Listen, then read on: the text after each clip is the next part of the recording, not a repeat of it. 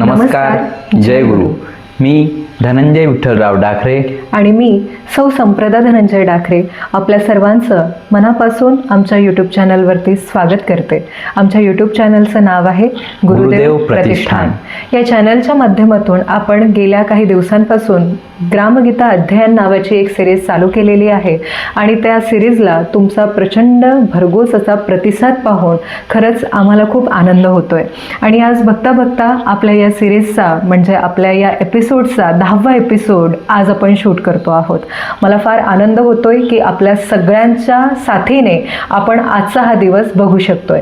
तर आज आपण या सिरीजमध्ये ज्या विषयावरती चर्चा करणार आहोत तो विषय आहे लोकवशीकरण पंचकातील अध्याय 10वा संघटन शक्ती. संघटन शक्ती या अध्यायाच्या सुरुवातीला वंदनीय राष्ट्रसंत श्री तुकडोजी महाराजांनी श्री गुरु गोविंद सिंगजी महाराज यांचा फोटो ठेवलेला आहे आणि सोबतच संघटन शक्ती या संपूर्ण अध्यायामध्ये वंदनीय महाराजांनी 108 ओव्या त्या ठिकाणी लिहिलेल्या आहेत.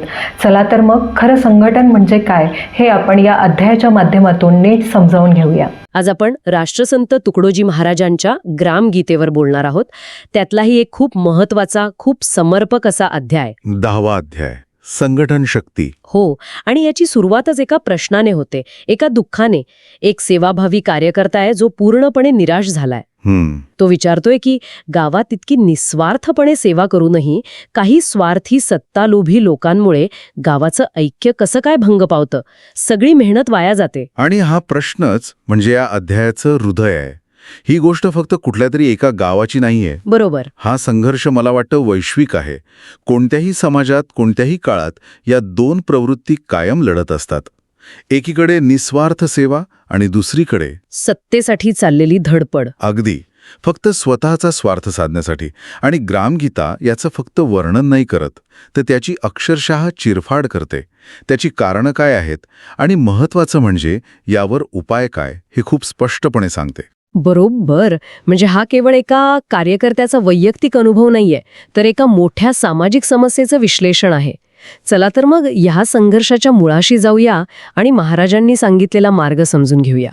सुरुवातीला तो कार्यकर्ता आपल्या भावना व्यक्त करण्यासाठी एक खूप सुंदर आणि तितकंच दुःखद उदाहरण देतो.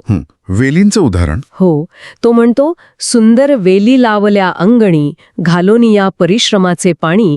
म्हणजे आम्ही कष्ट करून गावात चांगली कामं उभी केली. जणू काही अंगणात सुंदर वेली लावल्या. हो. आणि त्या फुलाफळांनी बहरल्या सुद्धा. पण मग एक वादळ आलं आणि त्या वादळात त्या वेली मुळासकट उपटून फेकल्या गेल्या. अगदी. हे वादळ म्हणजे गावात घुसलेले भेदी किंवा स्वार्थी पुढारी. ग्रामगीतेनुसार हे लोक वरकरणी खूप प्रभावी दिसतात. ते विद्वान असू शकतात, श्रीमंत असू शकतात, किंवा राजकीय वजन असलेले. बरोबर. पण त्यांचा उद्देश गावाचा विकास नसतो. त्यांना फक्त गावावर नियंत्रण मिळवून आपली पोळी भाजायची असते. पण इथे एक प्रश्न पडतो, लोक इतके भोळे असतात का की ते अशा लोकांना ओळखू शकत नाहीत, की यामागे काही सामाजिक कारणं आहेत? खूप महत्वाचा मुद्दा आहे हा. ग्रामगीता सांगते की हे लोकांच्या कमजोरीचा फायदा घेतात. म्हणजे कसं? ते लोकांना हव्या असलेल्या गोष्टी पुरवतात. जे व्यसनी आहेत, जे गुंड प्रवृत्तीचे आहेत, त्यांना हाताशी धरतात, खोटी आश्वासनं देतात, प्रलोभनं दाखवतात आणि सगळ्यात प्रभावी शस्त्र म्हणजे ते सेवेचं केवळ सोंग करतात. अच्छा, म्हणजे दिखावा. हो.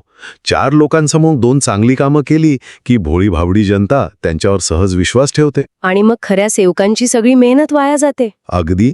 आणि इथेच तुकडोजी महाराज एक अतिशय मूलभूत प्रश्न विचारतात. साधन ज्याचे मुळांत अशुद्ध, त्याचा परिपाक कोठूनी शुद्ध. वा. म्हणजे ज्याचा पायाच चुकीचा आहे, ज्याचे मार्गच खोटेपणाचे आहेत, त्याच्याकडून चांगल्या समाजाची अपेक्षा तरी कशी करणार? नाहीच करू शकत. या स्वार्थी राजकारणामुळे गावात फक्त द्वेष, गटबाजी आणि भांडणं वाढतात. आणि जे सज्जन, प्रामाणिकपणे काम करणारे लोक आहेत ते निराश होतात. ही निराशा इतकी वाढते की मग गावात पुढारी निवडायची वेळ येते. निवडणूक ठरवली जाते. पण त्याने प्रश्न सुटण्याऐवजी आणखी चिघळतो. हो. महाराज म्हणतात, निवडणूक ठरविली ती जणू आगीत बारूद पडली. अरे बापरे.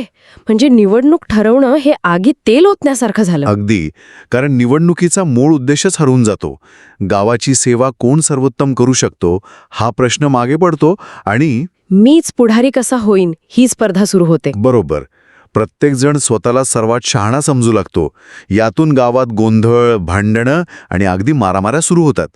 खरं सांगायचं तर हे वाचताना असं वाटतं की महाराज आजचं वर्तमानपत्र वाचून लिहित आहेत. काहीच बदललेलं नाहीये.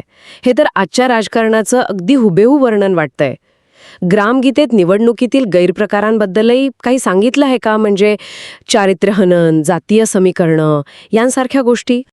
प्रतिस्पर्धेची कुचेष्टा करणे, बदनामी करणे. हो, बदनामी करून स्वतःची प्रतिष्ठा मिळवण्याचा प्रयत्न करणे, दारू आणि जेवणावेळी देऊन मते विकत घेणे आणि अगदी गुंडगिरीच्या जोरावर लोकांना घाबरून निवडून येणे. कमाल आहे. आणि गंमत म्हणजे निवडून आल्यावर हेच लोक काय म्हणतात, आता संधी मिळाली सेवकाला, सेवा करीन सर्वांहुनी. म्हणजे निवडून येईपर्यंत वाटेल ते पाप करायचं आणि एकदा सत्ता मिळाली की सेवेचं नाटक करायचं. हा ढोंगीपणा तर अक्षरशः अंगावर येतो. बरोबर. निवडणूक ही खरं तर एक संधी आहे, पण तिचा वापर जेव्हा स्वार्थासाठी केला जातो तेव्हा ती गावाच्या अधोगतीचं कारण ठरते. या सगळ्या निराशाजनक परिस्थितीतून बाहेर पडण्याचा काहीतरी मार्ग असेलच. तो कार्यकर्ता तो पूर्णपणे खचून गेलाय. त्याला महाराज काय उपाय सांगतात? महाराष्ट्राला म्हणतात, परी निराश होणे काम नव्हे. ते सांगतात की दुर्जनांचं बळ वाढायला सज्जनांची निराशाच कारणीभूत ठरते. हा, त्यामुळे निराश व्हायचे मे. आणि खरा पुढारी ओळखण्याची एक सोपी कसोटी आहे, जी पैशावर, भाषणांवर अवलंबून नाही, ती पूर्णपणे कृतीवर अवलंबून आहे. कृतीवर म्हणजे नक्की कशावर? महाराज काही थेट प्रश्न विचारतात, जे आजही तितकेच महत्वाचे आहेत. कोणते? ते विचारतात, गावासाठी खरंच कोण झटतो? कोण आहे जो रोज पहाटे उठून हातात खराटा घेऊन गाव स्वच्छ करतो? कोण आहे जो साधी राहणी ठेवून गरिबांची कामे करतो? कोण गावाच्या पैशाचा एक छदामही स्वतःसाठी वापरत नाही? आणि सगळ्यात महत्वाचं, कोण जातपात, पक्षपंथ न पाहता सर्वांच्या सुखदुःखात सामील होतो? वा, म्हणजे नेता शब्दांनी नाही तर कृतीने ओळखायचा. ही कसोटी किती सोपी आणि तरी किती अवघड हे आजच्या काळात पाळायला. आजकाल तर काय म्हणतात त्याला, खराटा उचलून फोटो काढणारेच जास्त दिसतात. तुम्ही अगदी अचूक मुद्दा पकडला. यालाच सेवेची कसोटी म्हटलं आहे. ज्या व्यक्तीच्या कृतीत ही निरपेक्ष सेवा दिसते तोच खरा पुढारी. त्याला जाहिरातींची गरज नाही.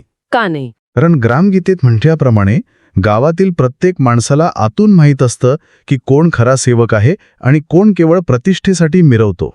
फक्त योग्य वेळी योग्य नाव घेण्याची हिंमत दाखवायला हवी.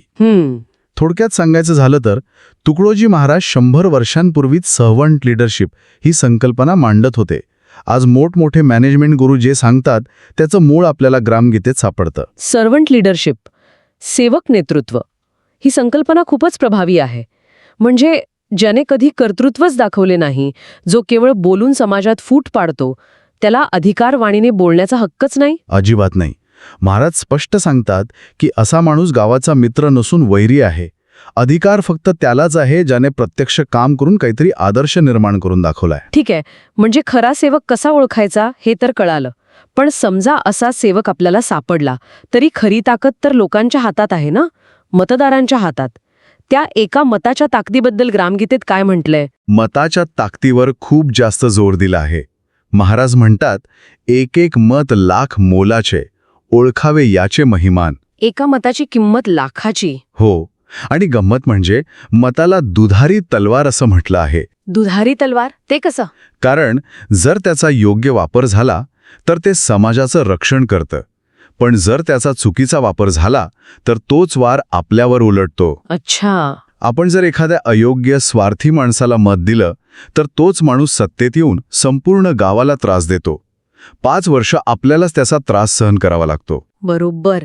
मतदान ही करमणूक किंवा बाजार नाहीये, तर ते आपलं भविष्य घडवण्याची एक संधी आहे. हे सगळं पटतंय, पण महाराज सांगतात तसं सज्जनांचं संघटन करून एकमताने नेता निवडणं आजच्या काळात खरंच शक्य आहे का? जिथे प्रत्येक गल्लीत, प्रत्येक घरात राजकारण पोचलं आहे, तिथे हे थोडं आदर्शवादी नाही वाटत का? हा एक अतिशय व्यावहारिक आणि महत्वाचा प्रश्न आहे. एक मताने याचा अर्थ असा नाही की 100% लोकांचं एकच मत असेल. इथे खरा जोर सज्जनांच्या संघटनेवर आहे. उपाय काय? तर संघटन. पण कोणाचे? तर ज्यांना खरोखरच गावाची सेवा करायची आहे, अशा सेवाभावी आणि सज्जन लोकांचं संघटन व्हायला हवं. आणि या संघटनेमुळे काय साध्य होईल? या संघटनेमुळे एक नैतिक सत्ता निर्माण होते. जेव्हा 10, 20, 50 प्रामाणिक लोक एकत्र येऊन निस्वार्थपणे काम करू लागतात, तेव्हा त्यांचं काम दिसू लागतं. त्यांचा एक नैतिक दबाव तयार होतो. अच्छा. स्वार्थी आणि विघ्नसंतोषी लोक अशा लोकांसमोर आपोआप फिके पडतात. ही संघटना इतकी मजबूत असायला हवी की नातीगोती, जातपात, पैसा किंवा भीती यांसारख्या गोष्टींना बळी न पडता केवळ चारित्र्य आणि सेवा पाहून आपला प्रतिनिधी निवडण्याचा आग्रह धरला जाईल. म्हणजे मुद्दा एका व्यक्तीला निवडण्याचा नाही, तर एक योग्य विचारधारेला, एका सेवाभावी प्रवृत्तीला ताकद देण्याचा आहे. अगदी बरोबर.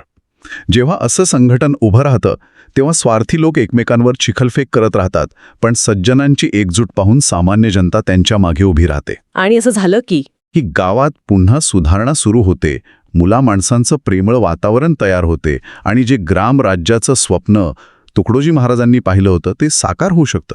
तर ग्रामगीतेच्या या अध्यायामधून एक अत्यंत स्पष्ट आणि खरं तर कालातीत संदेश मिळतो. हो. कोणत्याही समाजाचा विकास हा केवळ निवडणुकीवर अवलंबून नसतो. नाही, अजिबात नाही. तो त्यामागे असलेला सेवाभाव आणि योग्य नेतृत्वाची निवड यावर अवलंबून असतो. खरंय. आणि नेतृत्व हे पद नाही, ती एक जबाबदारी आहे. ती कर्तृत्वाने सिद्ध करावी लागते. लोकांनीही केवळ प्रलोभनांना बळी न पडता ग्रामगीतेत सांगितलेली सेवेची कसोटी लावूनच आपला प्रतिनिधी निवडला पाहिजे. आहे की नाही? कारण एका चुकीच्या मतावर संपूर्ण समाजाचे 5 वर्षांचे भवितव्य अवलंबून असते. ही सेवक नेतृत्वाची संकल्पना आपण जितकी रुजवू तितका समाज अधिक सुदृढ होईल. आणि हा अध्याय आजच्या काळातही तितकाच महत्वाचा आहे. हो. तो आपल्याला एक विचार करायला लावतो. आपण ज्यांच्या हाती आपल्या समाजाचे, आपल्या गावाचे, आपल्या देशाचे भवितव्य देत आहोत, ते खरंच समाजासाठी खराटा उचलण्याची तयारी ठेवतात का? हाच विचार आजच्या चर्चेचा शेवटचा आणि सर्वात महत्त्वाचा मुद्दा आहे. मंडळी, धन्यवाद. तुम्ही हा व्हिडिओ पूर्णपणे पाहिल्याबद्दल मी तुमचे मनपूर्वक आभार व्यक्त करतो. हा व्हिडिओ जर तुम्हाला आवडला असेल तर मी विनंती करते की तुम्ही आमच्या गुरुदेव प्रतिष्ठान या चॅनलला सबस्क्राईब करा. सोबतच बेल आयकॉनवरती क्लिक करा, म्हणजे तुम्हाला आमचे नवनवीन व्हिडिओ त्वरित मिळतील. त्यासोबतच लाईक आणि भरपूर शेअर करा.